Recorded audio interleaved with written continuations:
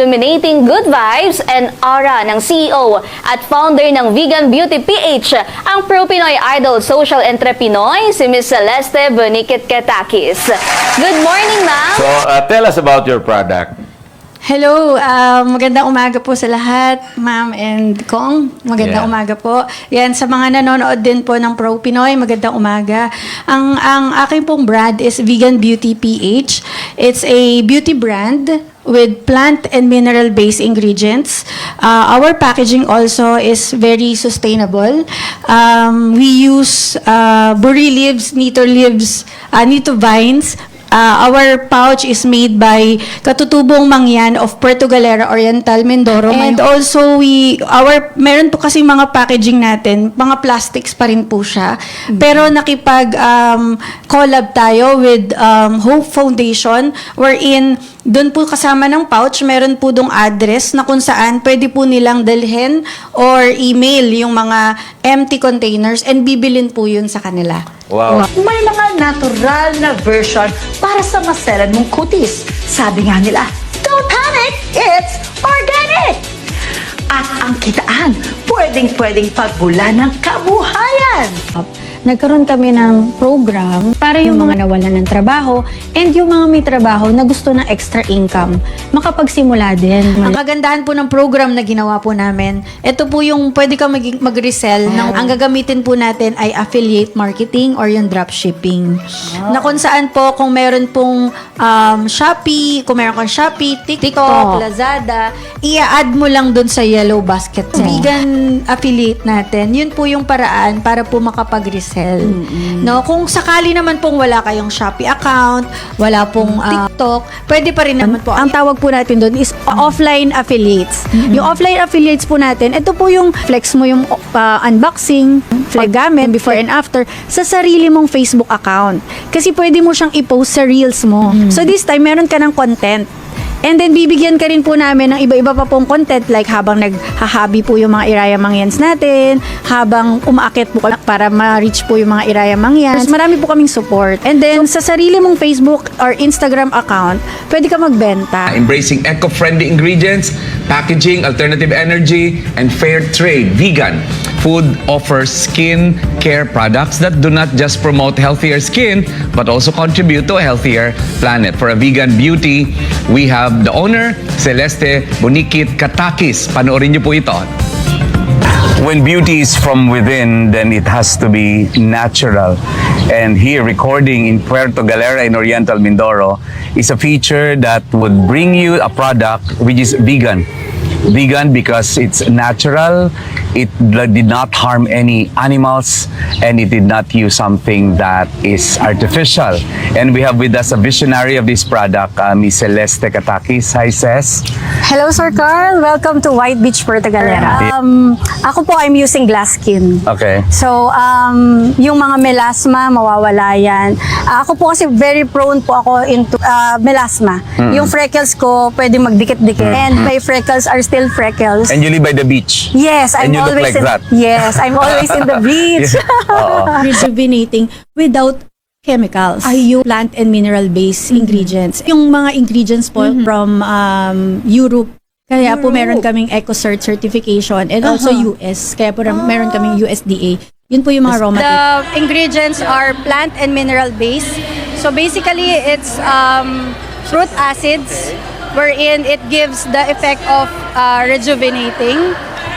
We also use minerals for the skin sun protection. Right now, we have 2 skincare sets.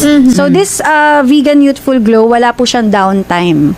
Ang binibigay niya po ay glowing skin, moisturized skin, yan. And plant and mineral based po yung set, no? Pero kung meron ka pong acne, kung meron ka pong melasma, and mga gusto mo ng glass skin, kailangan po mag-vegan rejuvenating set po. Kahit po plant and mineral based siya, meron pa rin po kasi siyang downtime. Okay. So, akala po kasi ng lahat, pag po organic, wala nang downtime. Kasi rejuvenating pa rin po siya. So, meron pa rin po tayong mga fruit acids na nagbibigay ng sting feel. Hindi naman po siya mahapde. Kasi ako po, manipis po yung balat ko and sensitive po yung balat ko. Pero ako po, hindi po naman po ako nahapdian. Sting feel lang. Tapos meron din po siyang pagbabalat, pero hindi po bakbak. Ano lang po siya, micro peeling. So, hindi naman po siya halata. Yun. And 2 to 3 months mo lang siya pwedeng gamitin. After po ng 2 to 3 months, tsaka nyo po magiging maintenance si Youthful Glow. Okay. Lahat po ng products ni Vegan Beauty, not tested in animals, tapos plant and mineral based. Yun. Doon naman po sa ayaw po nila na magkaroon ng downtime, ganyan. Kay Youthful Glow naman po sila. Yun ang gamitin nila. Ito naman po gagamitin. So this Vegan Youthful Glow, wala po siyang downtime. Ang binibigay niya po ay glowing skin, moisturized skin, yan. And plant and mineral base po yung set, no. Sunscreen that we are using, yung SPF 45 po para protection po sa araw. We are using minerals po. This is the titanium dioxide and zinc oxide. Yun po yung from minerals naman. Speaking of katawan, ito po yung bagong product. Binigyan kasi ng introductory. Yes. Yan. So, meron po tayong bagong product. Ito po yung Vegan Body Trio. Oh, kita mo? Oh. Wow. Kasi syempre hindi lang pwedeng Kompleto, Ricardo. yes, mula ulo hanggang paa na ito. Ayan. Ito naman po, meron po tayong soap na. So this one meron siyang bamboo charcoal na ayan. So ito po 'yun. And then after po ng soap, meron po tayong body serum. So hindi po siya lotion body serum siya and meron po siyang SPF 58. Because of the titanium dioxide and zinc oxide. And syempre sa gabi, meron po tayong bleaching cream. Babad lang yan. Babad lang po yan. Para po ma-achieve na yung mula ulo hanggang paang glow na sinasabi ni Kong na kailangan nyo po. Oo, kailangan ko nga. Last December po, yung profit po namin ng November last year, ginamit po namin yun para magpa-Christmas party sa mga Iraya Mangyans. So, nagkaroon po tayo ng Christmas party and then dun po ako namulat na ang konti po ng opportunity pala sa bundok sa mga katutubong mangyan. And ang kaya po nilang gawin ay mag-hobby o mag-weave ng basket. And yung mga bata po, pag tinanong mo sila, marunong ba sila? Hindi po sila makasagot. So sabi ko, ay sayang naman yung ganong tradition, ganong culture kung hindi maipapasa. Yes. Kaya sabi ko, ilbis na katsa, why not? Sila yung gumawa.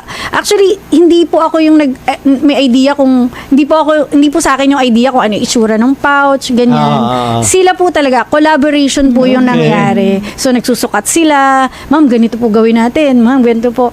So, kumbaga, nakatulong ka sa kanilang community na pamamagitan ng pagbibigay ng trabaho. Opo, livelihood para sa jobs, kanila. O, diba? So, talagang ever since, kasama mo yun sa advocacy mo na hindi lang yung kumita ka sa business, Yes. kundi sa mga makatulong din doon sa Opo. ating mga kababayan. Tsaka kasi po, di ba po, dati po kasi ang inspirasyon ko lang yung anak ko eh. And then, nagkaroon po ako ng mga staff. Inspirasyon ko sila. Dahil I want to keep them. I want to grow with them. Di ba po? Yung company, sabay-sabay po kami. Pero this time, mas lalo po akong ginaganahan, mas lalo po ako nai-inspire. Kasi, hindi lang po usapin ng anak ko, hindi lang po usapin ng mga staff ko, community na po yung pinag-uusapan. This is the best time. Mag-switch na. Ito na po yung chance ng mga non-chemical user na maka-experience ng rejuvenating. Kasi plant and mineral based na po. Pwede po siya sa mga breastfeeding moms, sa mga pregnant women. Pwede rin po siya sa teenagers. Pwede rin po siya sa cancer patient. No? So, mag-switch na.